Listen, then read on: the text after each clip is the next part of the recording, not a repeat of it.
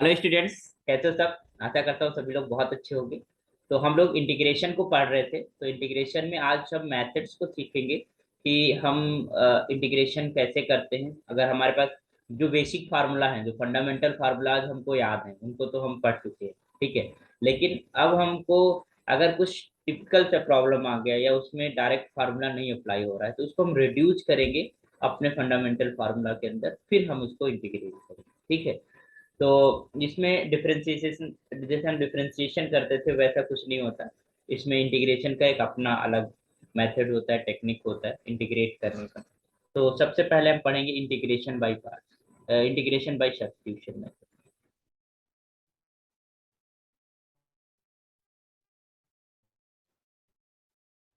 इसको समझिएगा कि कैसे हम इसमें करते हैं, सब्स्टिट्यूट करके हम।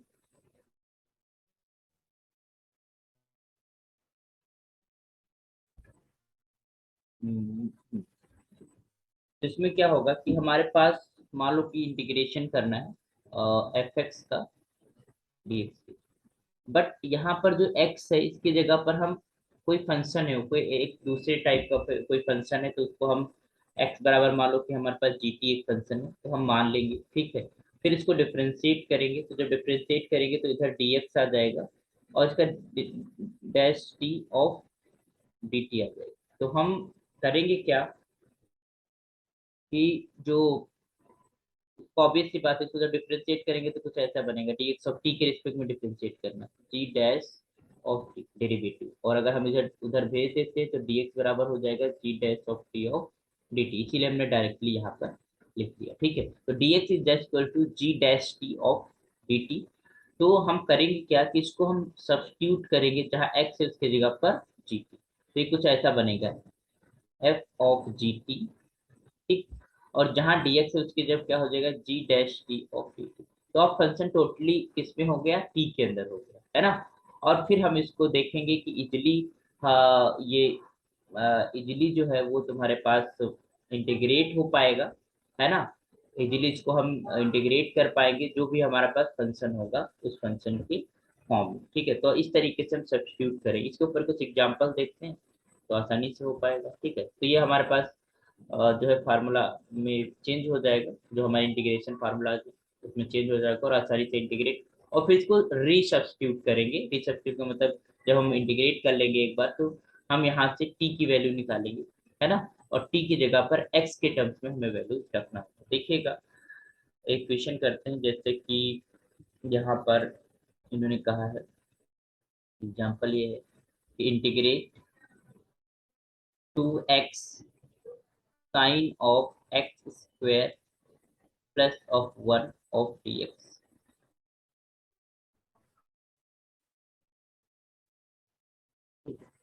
तो जैसे यहाँ पर हमारे पास जीटी है, ठीक है, जीटी है। और जीटी का डेरिवेटिव तुम्हारे पास यहाँ पर जी डैश टी मिल जा रहा है, तो तुम जीटी बराबर क्या मान लो, एक्स मान लो, है ना। तो यहाँ पर जब करो डेरिवेटिव तो g dash t of g t is just equal to d x. तो यहाँ तो इतना पोर्शन है, इसके जगह क्या हो जाएगा, डी एक्स हो जाएगा। और जहाँ जी टी है उसके जगह एक्स हो जाएगा, तो ये फंक्शन किस में आ जाएगा, F x into d x के फॉर्म में आ जाएगा। और फिर तुम डायरेक्टली उसको इंटीग्रेट, यहाँ पर हम देख पा रहे हैं कि एक्स स्क्वायर प्लस वन का डेरिवेटिव क्या होता है, टू एक्स होता है, ठीक है। तो हमको क्या मानना होगा, एक्स स्क्वायर प्लस वन बराबर सब्स्टिट्यूट करना होगा। तो यहाँ पर लिखोगे let this x square plus one is just equal to something another variable, u मान लो, हमने मान लो यू मान लिया, ठीक है। तो अब इसको डिफरेंशिएट करेंगे, तो डिफरेंशिएटिंग,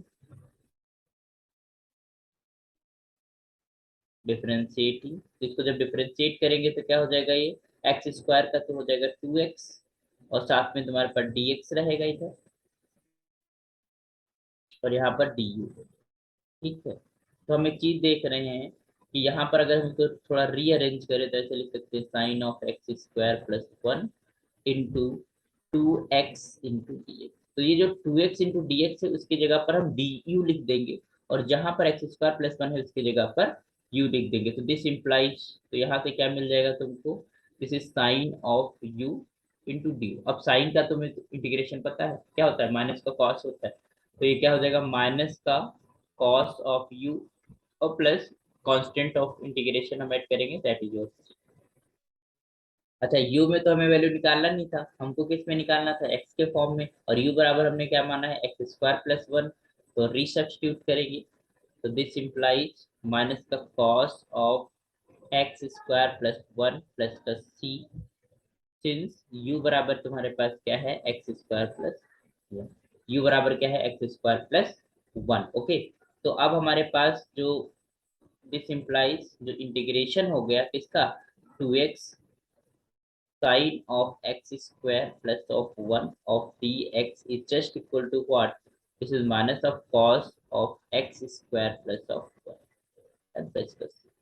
तो ये हमारे पास सब्स्टिट्यूशन से हम इंटीग्रेशन को करते हैं, सब्स्टिट्यूशन मेथड से। ओके, तो ये आपका आंसर हो गया। तो इस तरीके से हम करेंगे। तो इसी पे सब्स्टिट्यूशन मेथड का यूज करके हम कुछ फार्मूलाज भी ड्राइव करते हैं, जैसे कि अगर हम पहला ही फार्मूला लिखें, तो इंटीग्रेशन ऑफ टेन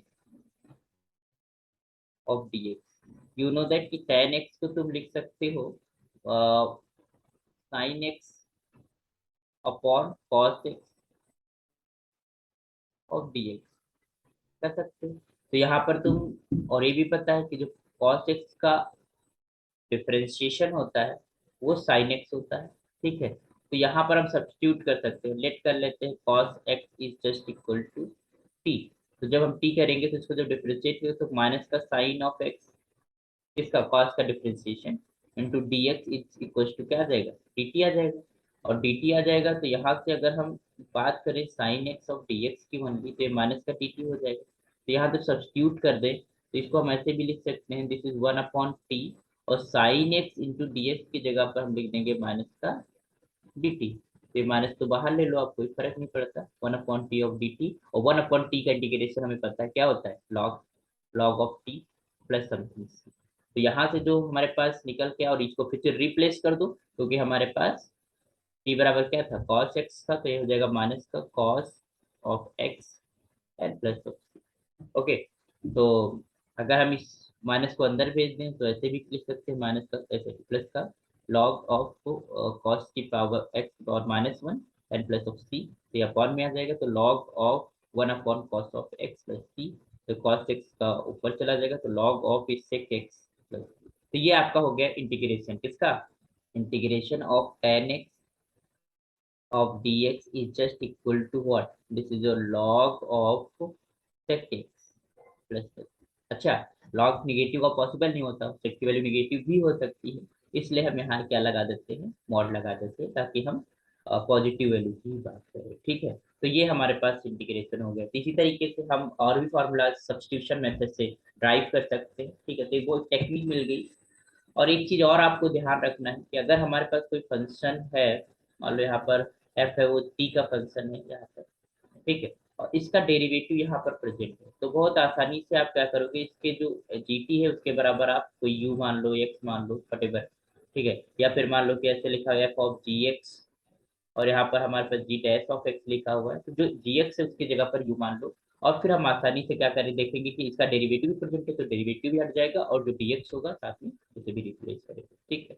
कभी भी क्वेश्चन करते समय एक बार तुमने सब्स्टिट्यूट किया, उसके बाद रीसब्स्टिट्यूट करना ना भूलना। समटाइम्स होता है कि कैलकुलेशन करते करते हम ये तो कर लिए, इंटीग्रेट तो कर लिए, बट उसको हमने फिर से टी की वैल्यू नहीं रखी, तो उस केस में आप आधा अधूरा क्वेश्चन छोड़ के चले जाओ। ओके, तो ये चीज़ों को आपको ध्यान रखना है।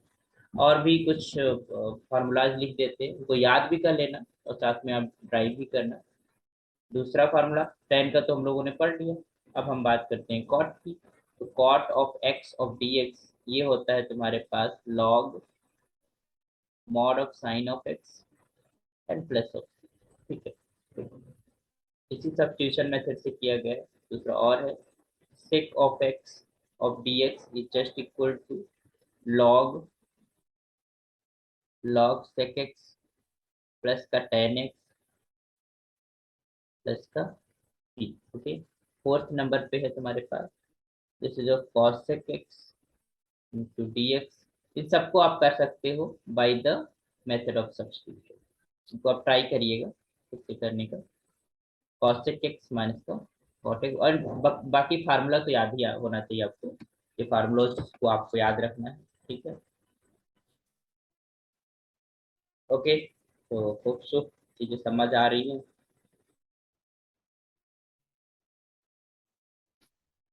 कुछ इंटीग्रेशन होते हैं जिसमें हम ट्रिग्नोमेट्रिक आइडेंटिटीज का यूज करते हैं, सब्स्टिट्यूट करते हैं उनकी जगह पर, और हम आसानी से इंटीग्रेट कर पाते हैं। तो उसको कैसे करते हैं, उसके लिए आपको जो ट्रिग्नोमेट्रिक फार्मूलाज है वो आने चाहिए।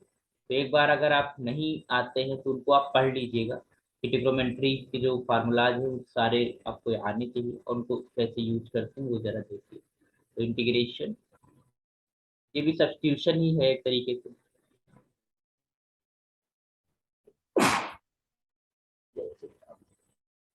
ठीक है, तो integration by substitution method,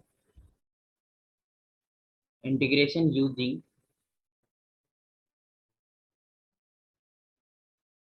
trigonometric identity. जैसे कि आपको मान लो इंटीग्रेट करना है कॉस स्क्वायर ऑफ एक्स। अब इसको तुम्हें इंटीग्रेट करना है, डायरेक्टली तुम्हें इसका फार्मूला तो आता नहीं है, ठीक है। डायरेक्टली आपने कॉस स्क्वायर एक्स का कोई फार्मूला पढ़ा है, कॉस एक्स का पढ़ा है, साइन एक्स का पढ़ा है, ठीक है। तो हम इसमें पहले ट्रिग्नोमेट्रिक आइडेंटिटीज कौन सी यूज करेंगे, cos 2x1 is equal to 2 of cos square x minus 1। तो यहाँ से अगर हम कॉस स्क्वायर एक्स निकालेंगे तो ये क्या हो जाएगा, ये 1 इधर चला जाएगा, तो कॉस 2x प्लस 1, और फिर इसको हमने 2 से डिवाइड कर दिया तो ये आ जाएगा। तो ये जो कॉस स्क्वायर एक्स है इसकी जगह पर हम ये यूज कर सकते हैं, ठीक है। तो आइए जरा इसको हम अगर इंटीग्रेट करते हैं तो हम यूज कर सकते हैं ये फार्मूला। तो यहाँ हो जाएगा cos 2x plus 1 divided by 2 of T. अब इनको हम सेपरेट भी कर सकते हैं क्योंकि डिस्ट्रीब्यूटिव होता है, तो इसको ऐसे लिख सकते हैं 1/2 integration of cos of 2x dx, एक तो ये हो गया, प्लस 1/2 इंटीग्रेशन ऑफ dx, ठीक। अब cos 2x का हम सब्स्टिट्यूशन मेथड से करते हैं, क्यों, क्योंकि 2x का नहीं पता, तो हम 2x बराबर t मान ले, तो you can just say here यहाँ पर let this 2x is just equal to t। ठीक है, तो जब t मानेंगे तो हम डिफरेंशिएट करेंगे, तो 2 of dx is equal to dt, तो you can say dx equal to dt by 2। Okay,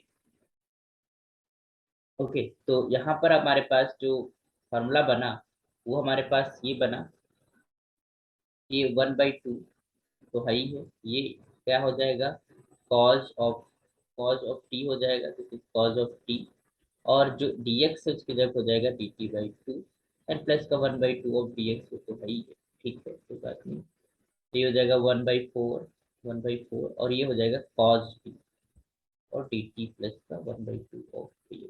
अब इसको हम इंटीग्रेट कर देते हैं क्योंकि अब सिंपल फार्मूला हमारा आ गया, तो ये क्या हो जाएगा 1/4, और कॉस टी का जो है हमारे पास साइन हो जाएगा, तो ये हो जाएगा साइन टी, और प्लस का 1/2 इंटीग्रेशन है, 1/2 इसका हो जाएगा प्लस का, और जो टी बराबर माना था, टी बराबर 2x माना था, तो इसे रख देते हैं, तो आपका बहुत साइन ऑफ 2x प्लस का x/2 प्लस का c, यहाँ पर लिख दो since this t equal to 2। तो ये आपका आंसर हो गया, इसका मतलब this integration of cos square of x of dx is just equal to 1/4 sine of 2x and plus of x/2 and plus of 3। Okay, तो ये सारी चीजें हमारे पास हमको समझ आ गई कि इस तरीके से हम ट्रिग्नोमेट्रिक आइडेंटिटीज का यूज करके हम डिफरेंशिएट करते हैं, इंटीग्रेट करते हैं चीजें, ठीक है। तो ये सिंपल तरीके, तो फार्मूला आना चाहिए और प्रैक्टिस, दो चीजें हैं, फार्मूला और प्रैक्टिस, बिना उसके तो होगा नहीं। तो आपने टेक्निक सीखा, अब इसको जाके आप जो है यूज कर लेना, इसको जो है आप कर लेना। ठीक है,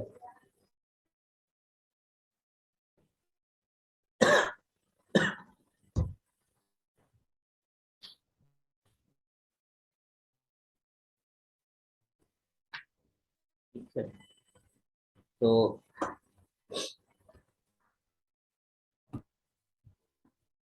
ओके, तो ये सारी चीजें हमें क्लियर हुई कि हमारे पास जो सब्स्टिट्यूशन मेथड है, अच्छा सब्स्टिट्यूशन मेथड का यूज करके हम एक फार्मूला ड्राइव करते हैं, तरीका ये है कि सपोज दैट कि हमारे पास एक फंक्शन है f, जिसमें जो x है वो कैसा है, ax प्लस बी टाइप का है, ठीक? तो इसका डायरेक्ट हम इंटीग्रेशन कैसे लिखेंगे वो जरा, अगर हमने कहा कि जो इंटीग्रेशन है एफ एक्स का, वो तो कैपिटल एफ एक्स है, ठीक। तो इसका जो इंटीग्रेशन होगा, अगर इसका एफ एक्स का integration capital f x plus c है, तो आप इस तरीके का फंक्शन होगा उसका इंटीग्रेशन कैसे करेंगे। तो हमने कहा कि let this a x plus b is just equal to t. अब इसको डिफ्रेंशिएट करेंगे तो a of D x is equal to क्या आ जाएगा, डी टी। तो डी एक्स बराबर हो जाएगा डी टी बाई ए।